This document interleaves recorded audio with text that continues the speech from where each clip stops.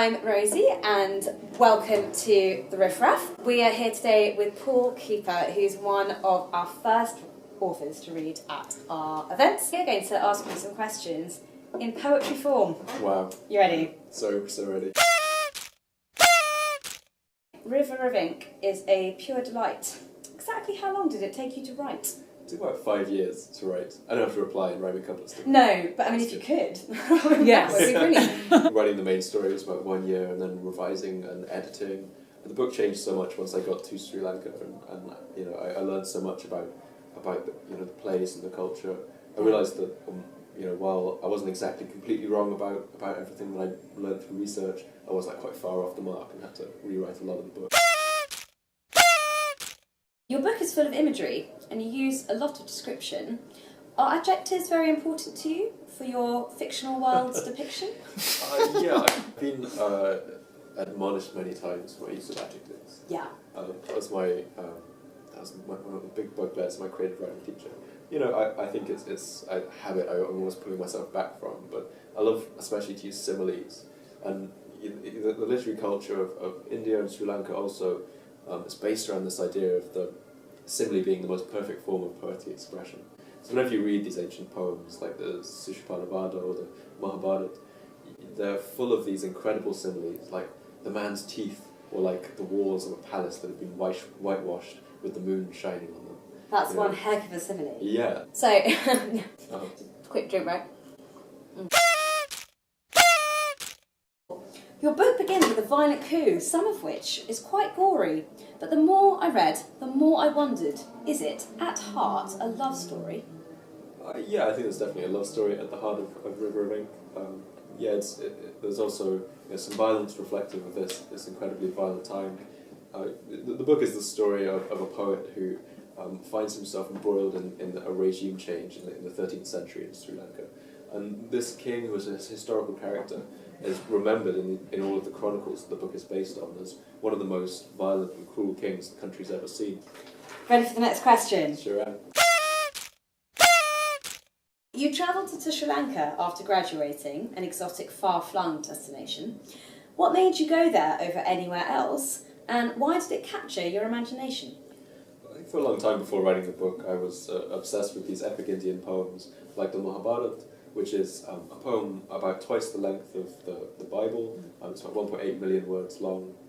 It is this incredibly rolling tale full of heroes and demons and love stories and these incredibly strange situations that emerge. And really my love of those stories really led me down to researching. Coming back. No, that's fine. Come on in. Okay. Come on in. We'll probably keep us in, to be honest. Why not? Why not? That's the best bit. Give us a wave. Do you speak any dialects? Do you speak Tamil or anything? My Tamil's very bad, but my singing is quite good. Mm. So if you want to say "Gasakdan up to call it Kalapanapa," it means don't try to show me the leaf of a tree that I know. You don't try to pull the wool over my eyes. That's just so impressive. So impressed. So many bits. Okay, quick drink break. Sustenance. We Okay. should turn this into a drinking game. Oh my god! Question. I mean, we still can. So let's not rule that out. A major theme in River of Ink is the power that we wield with our words. Why do storytellers matter in our world, and why do they need to be heard? Great question. Yeah, I think storytellers are some of the only people who are able to imagine themselves into other situations, to perform acts of radical empathy and transposition. Paul, your protagonist, Asanka, teaches youngsters to write, which is what you travelled abroad to do. Yeah. Do you think you share any traits with Asanka, and how much is he based on you? Asanka isn't particularly based on me. I think when writers try to base their protagonists, their heroes, on themselves, they often write very bad heroes. The person who's actually more based on me is my villain, Kalingamal. Oh, really? Yeah, I think when a writer then tries to base their villain on themselves, they actually write a much more interesting and nuanced villain. And how much do you think you're like him? Because he's pretty Nasty. Like, he's a pretty nasty dude. Yeah, I've never, ruled over a kingdom in a two-hour way or anything. Don't worry about that. Good to know. So Yeah, but I think... Yet. Final question, so we can take a drink and a cheers to our. To this. I mean, it's almost over. Cheers. At one point, Sanka, your protagonist, angrily asks, "Why we must compare one thing to another? Are similes something you really hate, or are you a secret simile lover?" That's a good question. I'm definitely a simile lover. I think it was really fun for me to take a Sanka as a character who loves these ancient poems, in a way that I do as well, and just really try and drive him mad with having to translate this poem that he hates. He really doesn't believe in the power of translation to actually create anything. He doesn't think you can ever translate a poem from one language to another without completely changing it. It was great to have him completely immersed in this thing he loved, but slowly growing to hate it.